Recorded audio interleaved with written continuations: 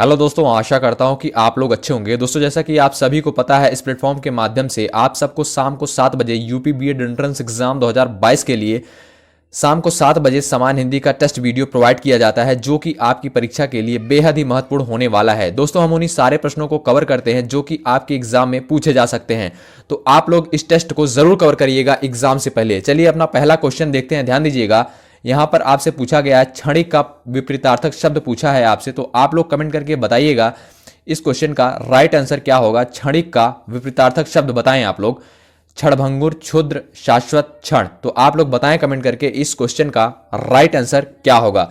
अंत में आप लोग कमेंट करके बताइएगा इन 50 प्रश्नों में से आप लोगों ने कितने प्रश्नों को सही किया है। तो क्षणिक का विपरीतार्थक शब्द क्या होगा, आप लोग बताएं कमेंट करके। तो ध्यान दीजिएगा, क्षणिक का विपरीतार्थक शब्द जो होता है शाश्वत होता है, यानी ऑप्शन सी आपका राइट आंसर होगा। ठीक है, अगले क्वेश्चन की तरफ बढ़ते हैं। ध्यान दीजिएगा, अगला क्वेश्चन आपसे पूछा गया है द्रुत गमन करने वाला के लिए एक शब्द। चलिए बताइए आप लोग, द्रुत गमन करने वाला के लिए एक शब्द। ऑप्शन ए दिया है वायुयान, ऑप्शन बी दिया है द्रुतगामी, ऑप्शन सी दिया है दूरदर्शी, ऑप्शन डी दिया है अग्रशोची। चलिए बताइए आप लोग कमेंट करके, द्रुत गमन करने वाला के लिए एक शब्द बताएं आप लोग कमेंट करके इस क्वेश्चन का राइट आंसर क्या होगा।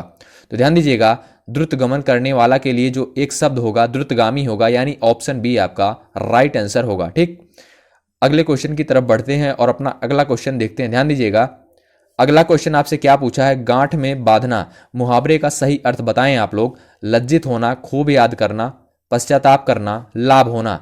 तो आप लोग बताएं कमेंट करके गांठ में बांधना मुहावरे का सही अर्थ क्या होगा। दोस्तों, आप लोग अंत में कमेंट करके बताइएगा कि आप लोगों ने इन 50 प्रश्नों में से कितने प्रश्नों को सही किया है। चलिए बताइए आप लोग, गांठ में बांधना मुहावरे का सही अर्थ क्या होगा। चलिए बताइए आप लोग कमेंट करके इस क्वेश्चन का राइट आंसर क्या होगा।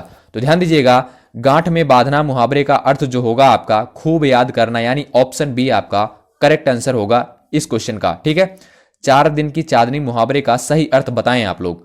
अगला क्वेश्चन हमारा है 4 दिन की चांदनी मुहावरे का सही अर्थ बताएं आप लोग। खूब प्रकाशित होना, थोड़े दिन का सुख, ऑप्शन सी दिया है खत्म होना, ऑप्शन डी दिया है बेफिक्र रहना। तो आप लोग बताएं कमेंट करके 4 दिन की चांदनी मुहावरे का सही अर्थ क्या होगा। चलिए बताइए आप लोग कमेंट करके इस क्वेश्चन का राइट आंसर क्या होगा। तो ध्यान दीजिएगा, थोड़े दिन का सुख यानी ऑप्शन बी आपका राइट आंसर होगा। अगला क्वेश्चन क्या है, ध्यान दीजिएगा, अगला क्वेश्चन आपसे पूछा गया है हिंदी साहित्य में छंद शास्त्र की दृष्टि से पहली कृति कौन है। छंदमाला, छंद सागर, छंदोर्णव पिंगल, छंद विचार। तो आप लोग बताएं कमेंट करके इस क्वेश्चन का राइट आंसर क्या होगा। आपसे क्वेश्चन क्या पूछा गया है, हिंदी साहित्य में छंद शास्त्र की दृष्टि से पहली कृति कौन है। तो आप लोग बताएं कमेंट करके इस क्वेश्चन का राइट आंसर क्या होगा। दोस्तों, हम उन्हीं सारे प्रश्नों को कवर करते हैं जो कि आपके एग्जाम में पूछे जा सकते हैं। तो आप लोग इस टेस्ट को जरूर कवर कर लीजिएगा, निश्चित रूप से आप सभी का लाभ होगा। चलिए बताइए, हिंदी साहित्य में छंद शास्त्र की दृष्टि से पहली कृति कौन है। तो बताएं आप लोग। तो ध्यान दीजिएगा, ऑप्शन ए आपका करेक्ट होगा, छंदमाला। ठीक है, ऑप्शन ए आपका राइट आंसर होगा। अगला क्वेश्चन आपसे पूछा गया है मुंहतोड़ शब्द में कौन सा समास है। बताएं आप लोग, समास से संबंधित क्वेश्चन पूछा गया है आपसे। मुंहतोड़ शब्द में कौन सा समास होगा। तत्पुरुष समास, कर्मधारय समास, या अव्ययीभाव समास, या द्वंद्व समास। तो आप लोग बताएं कमेंट करके इस क्वेश्चन का राइट आंसर क्या होगा। मुंहतोड़ शब्द में कौन सा समास है। चलिए बताइए आप लोग कमेंट करके इस क्वेश्चन का राइट आंसर क्या होगा। तो ध्यान दीजिएगा, मुंहतोड़ में जो आपका समास होगा तत्पुरुष समास, यानी ऑप्शन ए आपका राइट आंसर होगा। ठीक है, पाप पुण्य में कौन सा समास है। चलिए बताइए, पाप पुण्य में कौन सा समास होगा आपका। तत्पुरुष, कर्मधारय, अव्ययीभाव, या द्वंद्व। तो आप लोग बताएं कमेंट करके इन चारों ऑप्शन में से आपका ऑप्शन कौन सा है, आप लोग बताएं कमेंट करके। चलिए तो ध्यान दीजिएगा, द्वंद्व समास यानी ऑप्शन डी आपका राइट आंसर होगा। पाप पुण्य में जो है आपका द्वंद्व समास होगा। अगला क्वेश्चन क्या पूछा गया है, उन्मुख का विपरीतार्थक शब्द बताएं। उन्मुख का विपरीतार्थक शब्द बताएं। प्रमुख, विमुख, त्रिमुख, सन्मुख। तो आप लोग बताएं कमेंट करके उन्मुख का विपरीतार्थक शब्द क्या होगा। चलिए बताइए। तो ध्यान दीजिएगा, उन्मुख का विपरीतार्थक शब्द जो होगा आपका विमुख, यानी ऑप्शन बी आपका राइट आंसर होगा। ठीक, अगला क्वेश्चन क्या पूछा गया है, उज्जैनी में कौन सा उपसर्ग लगा है, चलिए बताइए, उज्जैनी में कौन सा उपसर्ग लगा है, उप, अप, अपि, उत, चलिए बताइए आप लोग कमेंट करके। इन चारों ऑप्शन में से आपका ऑप्शन कौन सा होगा, आप लोग कमेंट बॉक्स में लिखिए। उज्जैनी में कौन सा उपसर्ग है, चलिए बताइए, उज्जैनी में कौन सा उपसर्ग होगा। तो ध्यान रखिएगा, उत उपसर्ग का प्रयोग हुआ है, यानी ऑप्शन डी आपका राइट आंसर होगा। ठीक, दुर्जन में कौन सा उपसर्ग है, चलिए बताइए, दुर्जन में कौन सा उपसर्ग है, उद, उप, दुर, दुस। तो आप लोग कमेंट करके बताएं दुर्जन में कौन सा उपसर्ग लगा है, चलिए बताइए। तो ध्यान दीजिएगा, दुर्जन में जो है आपका दुर उपसर्ग का प्रयोग हुआ है, यानी ऑप्शन सी आपका राइट आंसर होगा। दुर्योधन में उपसर्ग बताएं आप लोग, दुर्योधन में उपसर्ग कौन सा लगा है, दुर, दुस, उप, अपि, चलिए बताइए आप लोग कमेंट करके, दुर्योधन में किस उपसर्ग का प्रयोग किया गया है, चलिए बताइए आप लोग कमेंट करके। तो ध्यान दीजिएगा, दुर उपसर्ग का प्रयोग किया गया है, यानी ऑप्शन ए आपका राइट आंसर होगा। अगला क्वेश्चन क्या पूछा गया है, त्रिषणा में कौन सी संधि है, स्वर संधि, विसर्ग संधि, व्यंजन संधि या इनमें से कोई नहीं। तो बताइए आप लोग कमेंट करके, त्रिषणा में कौन सी संधि है, चलिए बताइए, त्रिषणा में कौन सी संधि है। तो ध्यान रखिएगा, व्यंजन संधि होगी, यानी ऑप्शन सी आपका राइट आंसर होगा। ठीक, अगला क्वेश्चन क्या है आपका, ध्यान दीजिएगा, सदाचार में कौन सी संधि है, चलिए बताइए, सदाचार में कौन सी संधि है, व्यंजन संधि होगी कि स्वर संधि की विसर्ग संधि की इनमें से कोई नहीं। चलिए बताइए, इन चारों विकल्प में से आपका विकल्प कौन सा है, आप लोग कमेंट बॉक्स में लिखिए। सदाचार में कौन सी संधि है, चलिए बताइए आप लोग कमेंट करके। तो ध्यान दीजिएगा, व्यंजन संधि यानी ऑप्शन ए आपका राइट आंसर होगा। ठीक, अगला क्वेश्चन क्या पूछा गया है, किस समास में दोनों पद मिलकर एक नया अर्थ प्रकट करते हैं, बहुव्रीहि, द्वंद्व, कर्मधारय, तत्पुरुष। चलिए बताइए, किस समास में दोनों पद मिलकर एक नया अर्थ प्रकट करते हैं। तो आप लोग बताएं कमेंट करके, इस क्वेश्चन का राइट आंसर क्या होगा, किस समास में दोनों पद मिलकर एक नया अर्थ प्रकट करते हैं, चलिए बताइए, बताइएगा इस क्वेश्चन का राइट आंसर क्या होगा। तो ध्यान दीजिएगा, बहुव्रीहि समास यानी ऑप्शन ए आपका राइट आंसर होगा। अगला क्वेश्चन क्या पूछा गया है, ध्यान दीजिएगा, दूध का दूध, पानी का पानी का अर्थ क्या होगा, गलत न्याय, सही न्याय, दूध में पानी मिला होना, रिश्वत देना। तो आप लोग बताएं कमेंट करके, दूध का दूध, पानी का अर्थ क्या होगा, गलत न्याय करना, सही न्याय, दूध में पानी मिला देना, रिश्वत देना। तो आप लोग बताएं इन चारों विकल्प में से आपका विकल्प कौन सा है, आप लोग कमेंट करके जरूर बताएं। आप लोग अंत में कमेंट करके बताइएगा कि इन 50 प्रश्नों में से आप लोगों ने कितने प्रश्नों को सही किया है। दोस्तों, इस टेस्ट का उद्देश्य सिर्फ इतना सा है कि आप लोगों की तैयारी किस प्रकार से चल रही है, हिंदी विषय पर आपकी कैसी पकड़ है। चलिए बताइए, आप लोग बताएं कमेंट करके, दूध का दूध, पानी का अर्थ क्या होगा, बताइएगा कमेंट करके, इस क्वेश्चन का राइट आंसर क्या होगा। तो ध्यान रखिएगा, सही न्याय यानी ऑप्शन बी आपका राइट आंसर होगा। अगला क्वेश्चन क्या पूछा गया है, ध्यान दीजिएगा, ठाड़े हैं नो द्रुम डार गहे, धनु कांधे धरे कर सकाय लय। उपरोक्त पंक्ति में कौन सा छंद है, बताइएगा आप लोग, सवया, सोरठा, बरवय, उल्लाला। तो आप लोग बताएं इस पंक्ति में कौन सा छंद होगा, सवया, बरवय, सोरठा, उल्लाला। तो आप लोग बताएं, फटाफट कमेंट करके बताएं इस क्वेश्चन का राइट आंसर क्या होगा। तो ध्यान रखिएगा, सवया छंद यानी ऑप्शन ए आपका राइट आंसर होगा। ठीक, अगला क्वेश्चन क्या, ध्यान दीजिएगा,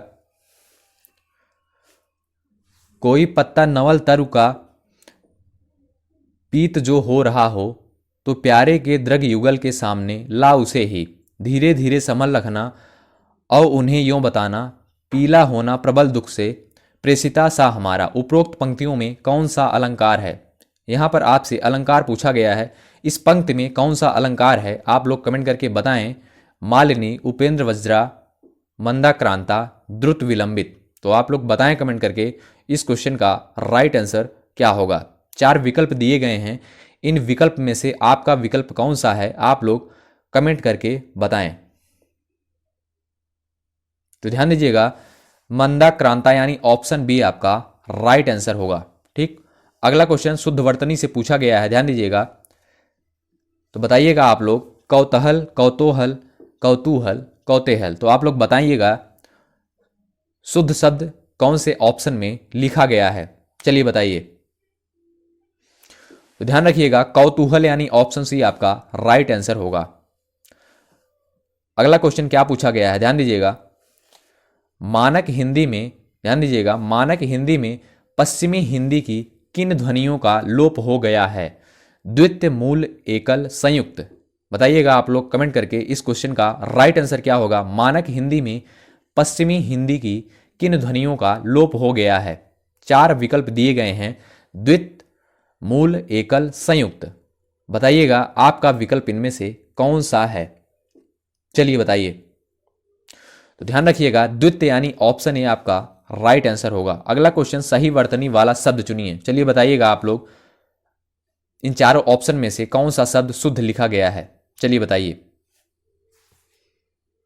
बताइएगा आप लोग इस क्वेश्चन का राइट आंसर क्या होगा। तो ध्यान रखिएगा, ऑप्शन ए करेक्ट होगा, अपवंचक। ठीक। हिंदी की उपभाषाओं की संख्या बताइए आप लोग।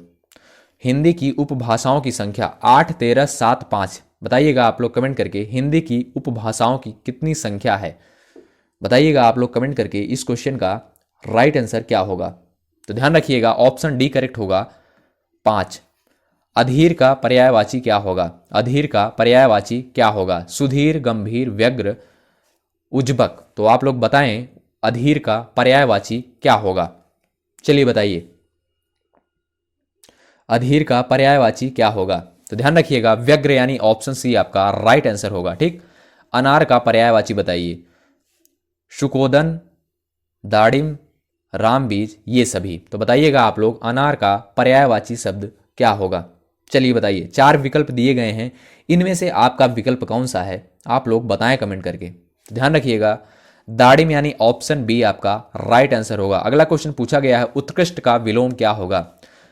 आपसे क्वेश्चन क्या पूछा गया है? विलोम शब्द पूछा गया उत्कृष्ट का। तो आप लोग बताएं अपकृष्ट, व्यर्थ, निकृष्ट, विकराल। तो आप लोग बताएं उत्कृष्ट का विलोम शब्द क्या होगा। चलिए बताइए। दोस्तों, ये वही सारे क्वेश्चन हैं जो आपके एग्जाम में पूछे जा सकते हैं। एग्जाम से पहले आप लोग जरूर कवर करिएगा, निश्चित रूप से लाभ होगा आप सभी का। चलिए बताइए, उत्कृष्ट का विलोम क्या होगा? चलिए बताइए। निकृष्ट यानी ऑप्शन सी आपका राइट आंसर होगा, ध्यान दीजिएगा। अगला क्वेश्चन आपका क्या पूछा गया है? गुणयुक्त किस प्रकार का समास है? चलिए बताइए, गुणयुक्त किस प्रकार का समास है? कर्मधारय समास की तत्पुरुष की द्विगु की द्वंद्व। चलिए बताइए, गुणयुक्त किस प्रकार का समास है? चलिए बताइए। तो ध्यान रखिएगा, तत्पुरुष समास यानी ऑप्शन बी आपका राइट आंसर होगा। अगला क्वेश्चन क्या पूछा गया है? निम्नलिखित में से कौन सिंह का पर्यायवाची नहीं है? मृगेंद्र, तड़ित, शार्दुल, केसी। चलिए बताइए, 4 विकल्प दिए गए हैं, इनमें से आपका विकल्प कौन सा होगा? आप लोग कमेंट बॉक्स में लिखें। निम्नलिखित में से कौन सिंह का पर्यायवाची नहीं है? ध्यान रखिएगा, ऑप्शन डी करेक्ट होगा, तड़ित। ठीक है। अगला क्वेश्चन क्या पूछा गया है? निम्नलिखित में महादेव का पर्यायवाची शब्द है? हिमकर, शीतांशु, धूर्जट, अंशुमाली। तो आप लोग बताएं निम्नलिखित में महादेव का पर्यायवाची शब्द कौन सा होगा। चलिए बताइए। बताइएगा आप लोग कमेंट करके इस क्वेश्चन का राइट आंसर क्या होगा। ध्यान रखिएगा, दुर्जट यानी ऑप्शन सी आपका करेक्ट होगा। समन्वय का सही संधि विच्छेद क्या होगा? बताइएगा आप लोग, 4 विकल्प दिए गए हैं, समन्वय का सही संधि विच्छेद आपसे पूछा गया है, तो आप लोग कमेंट बॉक्स में लिखें समन्वय का संधि विच्छेद बताइए। तो ध्यान रखिएगा, ऑप्शन बी सी आपका राइट होगा, ध्यान रखिएगा। ठीक है, समन्वय का संधि विच्छेद क्या होगा आपसे पूछा गया है, तो ऑप्शन सी आपका राइट आंसर होगा। अंत में आप लोग कमेंट करके जरूर बताइएगा इन 50 प्रश्नों में से आप लोगों ने कितना स्कोर किया है। ठीक। चिड़िया आकाश में उड़ रही है, वाक्य में उड़ क्रिया किस प्रकार की है? सकर्मक, अकर्मक, यौगिक, संयोजक। तो आप लोग बताएं चिड़िया आकाश में उड़ रही है, वाक्य में उड़ क्रिया किस प्रकार की है? चलिए बताइए। बताइएगा आप लोग कमेंट करके इस क्वेश्चन का राइट आंसर क्या होगा। चलिए बताइए। अकर्मक क्रिया यानी ऑप्शन बी आपका राइट आंसर होगा। ठीक। प्रतिदिन में कौन सा समास है? चलिए बताइए, बहुत ही सिंपल है। प्रतिदिन में कौन सा समास होगा आपका? अव्ययी भाव, कर्मधारय, तत्पुरुष, बहुब्रीहि। चलिए बताइए, प्रतिदिन में कौन सा समास होगा? तो ध्यान रखिएगा, अव्ययी भाव यानी ऑप्शन ए आपका राइट आंसर होगा। अगला क्वेश्चन क्या पूछा गया है, ध्यान दीजिएगा। मेरे पांचों लड़के शहर में पढ़ते हैं, इस वाक्य में पांचों कौन सा विशेषण है? सार्वनामिक विशेषण, संख्यावाचक विशेषण, परिमाणवाचक विशेषण, गुणवाचक विशेषण। तो आप लोग बताएं इनमें आपका कौन सा विशेषण होगा? मेरे पांचों लड़के शहर में पढ़ते हैं, इस वाक्य में पांचों कौन सा विशेषण है? बताइएगा आप लोग इस क्वेश्चन का राइट आंसर क्या होगा? चलिए बताइए। तो ध्यान रखिएगा संख्यावाचक विशेषण यानी ऑप्शन बी आपका राइट आंसर होगा। ठीक, अगला क्वेश्चन आपसे पूछा है, ध्यान दीजिएगा, तुम्हारे घर में कौन है? इस वाक्य में किस कारक का परसर्ग प्रयुक्त है? संबंध कारक, अधिकरण, करण, संप्रदान कारक। तो आप लोग बताएं इन चारों विकल्प में से आपका विकल्प कौन सा होगा? आपसे क्वेश्चन क्या पूछा गया है?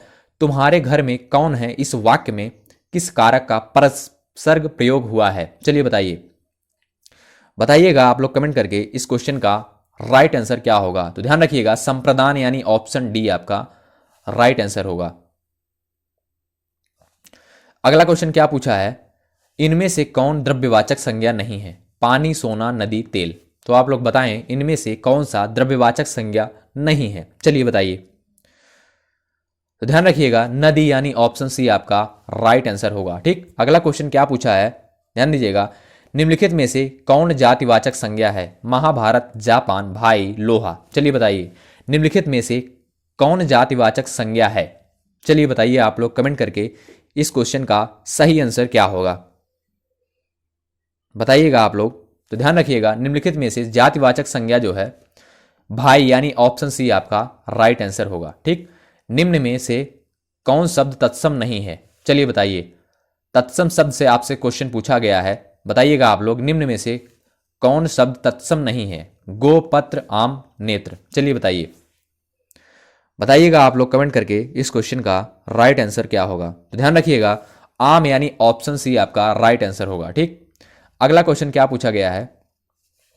दुग्ध तत्सम शब्द का तद्भव रूप बताइए। दधि, दूध, दुग्ध, क्षीर। चलिए बताइए इस क्वेश्चन का राइट आंसर क्या होगा? चलिए बताइए आप लोग कमेंट करके। दुग्ध तत्सम शब्द का तद्भव रूप क्या होगा? तो दूध यानी ऑप्शन बी आपका राइट आंसर होगा। ठीक, अगला क्वेश्चन पूछा है आपसे, निम्न में से किस शब्द में शुद्ध मात्रा प्रयुक्त हुई है? चलिए बताइए कौन से शब्द में शुद्ध मात्रा का प्रयोग हुआ है? चार ऑप्शन आपके दिए गए हैं, इनमें से आपका ऑप्शन कौन सा सही होगा? आप लोग कमेंट बॉक्स में टाइप करें। चलिए बताइएगा आप लोग कमेंट करके इस क्वेश्चन का राइट आंसर क्या होगा? तो रेणु यानी ऑप्शन सी आपका राइट आंसर होगा। ठीक, अगला क्वेश्चन आपसे क्या पूछा है?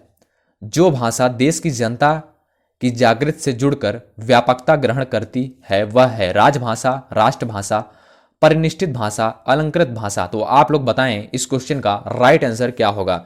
जो भाषा देश की जनता की जागृति से जुड़कर व्यापकता ग्रहण करती है वह है राजभाषा, राष्ट्रभाषा, परिनिष्ठित भाषा, अलंकृत भाषा। आप लोग बताएं कमेंट बॉक्स में टाइप करें आपका विकल्प कौन सा है?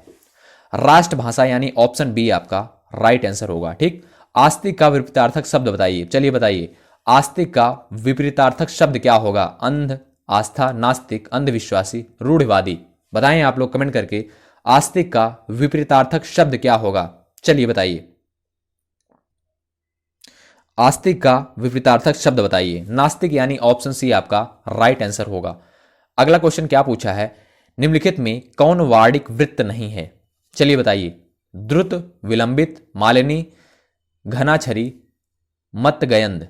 चलिए बताइए निम्नलिखित में कौन वार्णिक वृत्त नहीं है?